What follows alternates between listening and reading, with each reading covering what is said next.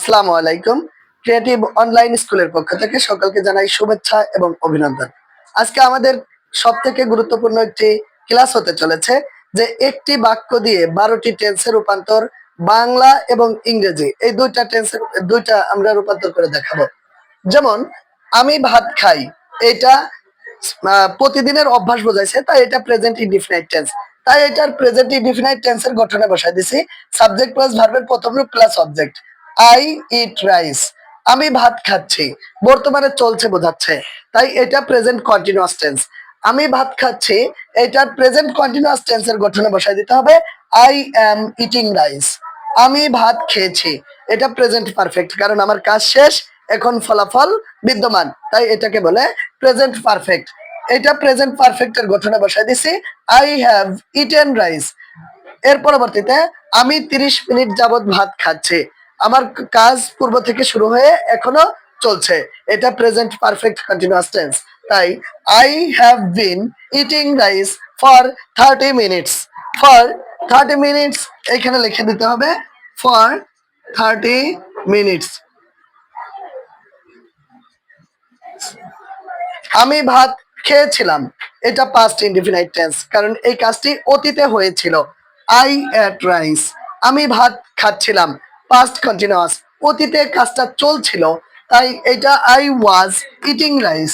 সে খাওয়ার পূর্বে আমি খেয়েছিলাম। দুটি কাজই অতীতে হয়েছিল, যে তার দুটি কাজের মধ্যে যেই কাজটি আগে হয়েছিল সেটা হবে পাস্ট পারফেক্ট, যে কাজটি পরে হয়েছিল সেটি হবে পাস্ট ইনডিফিনাইট টেন্স।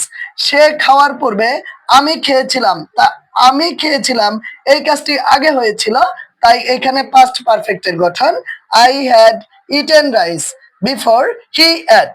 এটা হবে পাস্ট ইনডিফিনাইট। সে খাওয়ার পূর্বে, এটা হবে পাস্ট ইনডিফিনাইট।